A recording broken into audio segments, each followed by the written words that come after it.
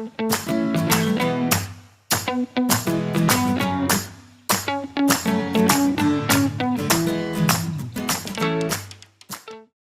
welcome to Investigate with Kate. Today I'm here interviewing the president of the school board, Carla Powell Lewis. In my opinion, the 80s is the best decade for music. I agree. How would you describe your job using the 80s song title? Oh, okay. So my job is very interesting. I am a Michael Jackson fan. So I would describe it in the song Beat It. No one wants to be defeated. So that's my favorite. And that's the way I would describe it. We collected intel about the questions that my classmates would ask Miss Carla Powell Lewis. So my friend Paris Parker would really like to know what sort of standards are there for a school board president, and if you would recommend the job to others? So that's a really good question. As school board president, I'm the one who kind of guides the meetings. So we meet every first and third Thursday. And when we have our meetings, I generally help with the superintendent to set the agenda for the meeting, and then get a chance to make sure that we have all the minutes correct of saying what was the summary of the meeting, and I have to approve those minutes and those kinds of things. So with all of our school board members, each one of us has 5 minutes that we can speak on each agenda item. And then for the public, when the public comes to the mic, then they each have 3 minutes that they can speak on the item. So as school board president, I am the one that's there to make sure that we stay in our time frames, also make sure that people are remaining respectful with their comments. And so if there was anyone else who would serve as president, I would tell them that you generally have to be very neutral, that you cannot allow your emotions to take over unless it's a very, very important issue.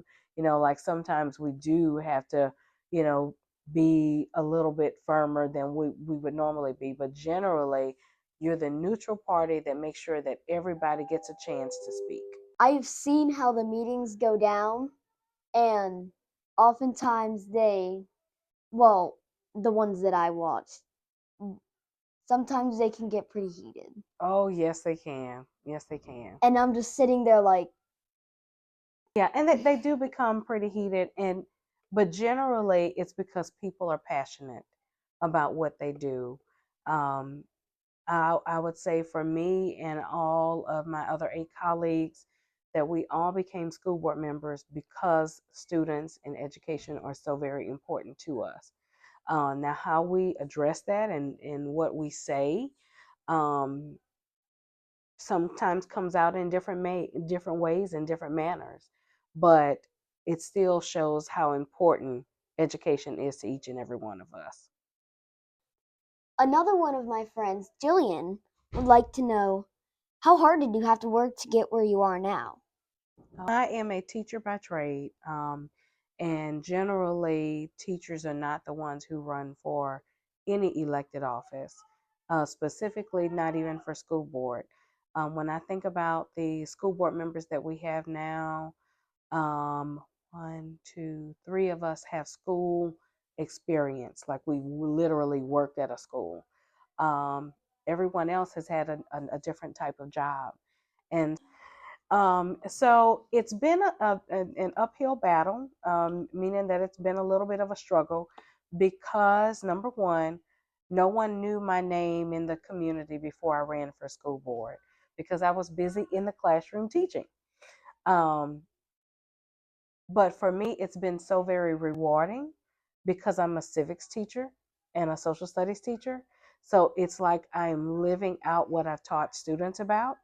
I am super excited all the time to share, number one, to be able to go to all the programs that are available. Like when you guys have your showcases, I love coming to the showcases. I love coming to the art showcases as well. Um, it shows the talent in our district and the talent in Baton Rouge that generally people don't know exists. And I love not only coming to the events, but I try to take as many pictures as possible, post them all on social media, and tell people the next time they have this event, you need to come. And so that's what I try my best to do, is to bring exposure to our students and our teachers in our district. I just love the community in Baton Rouge. It's Yes. just absolutely amazing. Yes, it is. It is. I'm appreciative that in Baton Rouge, we don't really see color. Like, we don't get involved in the racial barriers that take place in other parts of the United States and the other parts of our state, but we see people as people. It's not that I'm black, you're white. It's just that we want to make sure that we take care of our whole community and love on each other. And that is the truth. I love the community of Baton Rouge just like you do, Kate. Another one of my friends, Louis Mario, would like to know. I was very impressed. Great job, Louis Mario. In your opinion, what is the most important subject in school, and what was your greatest challenge as a student? Okay. So, the most important subject, I'm going to probably say two subjects. Naturally, I'm going to say social studies, right? Because that's my favorite and that's what I teach. But I'm also going to say reading as well. Because if you learn how to read, and you learn how to read at an early age, it allows you to be able to critically think, and it allows you to be able to process what's going on around you. That if you can read words for yourself, you're not dependent on anyone else to help you to understand different situations. So I would say that reading is one of the most important. And I also say social studies because it's what prepares you to be a productive citizen.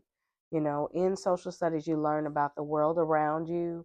You learn about the laws that are made that kind of govern what you can and cannot do as a citizen. You also learn about economics, which is free enterprise. That's how you learn how to make money. You learn whether or not you want to be a business owner or do you want to work for someone else. All those different things come in social studies, but it takes reading to be able to understand social studies. So those would be my two favorite. My biggest challenge in school was geometry. I loved math. I love adding, subtracting, multiplying, dividing. I love algebra. But when it came time to adding angles and other geometrical, I don't even know if I'm saying that right. Geometric. Thank you. Thank you. I struggle with that. I tell my son all the time, because for him, he's completely different from me. He was able to take geometry during the pandemic, and he taught himself. He taught himself geometry through a computer program and passed the LEAP test in geometry. I never would have made it. For me, I know my teacher gave me a C. I'm sure I earned a D in geometry, and I think she probably just helped me across the finish line. So this question was asked by Cannon Hollins. He's in my class, and he wants to know, can you pay the construction workers extra so our new building can be ready early so that we can go there for the last few weeks of 5th grade? Oh, wow. I wish I could pay them extra or early. Um, in all honesty, when it comes to our buildings, we actually take bids. So that means we might have 3 different people who can build the building, and then they have to come to us. And the one that gives us the most bang for our buck, they say that they can get all the different parts of the building that we like done the quickest with the smallest amount of money. That's the people that we go with. It's just like buying a new car, buying a new house, or even going to Walmart. You're going to choose the item that does the best thing for you and costs the least. And so that's the same thing with our contractors that build our buildings. And once we set the amount of money that we're going to pay them, and we set the schedule of when we're going to pay them, we have to stick to it. Or our legal attorney, Mr. Shamlin, would not be happy with us. We have to stick with the plan. This is my favorite question. Okay. What is the funniest or most surprising thing that has ever happened to you during your career? You sure you want me to tell it? I wear my hair cut short now. When you guys probably first saw me on the school board, you noticed I wear different kinds of hairstyles. That generally means that they're wigs, right? So I was sitting in front of my class one day at a podium, and I leaned over for something, and my wig came off.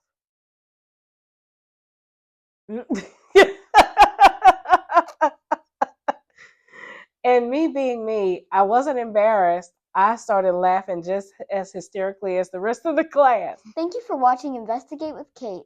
And I just want to say a big thank you to Miss Carla Powell Lewis for coming out to my school. Absolutely.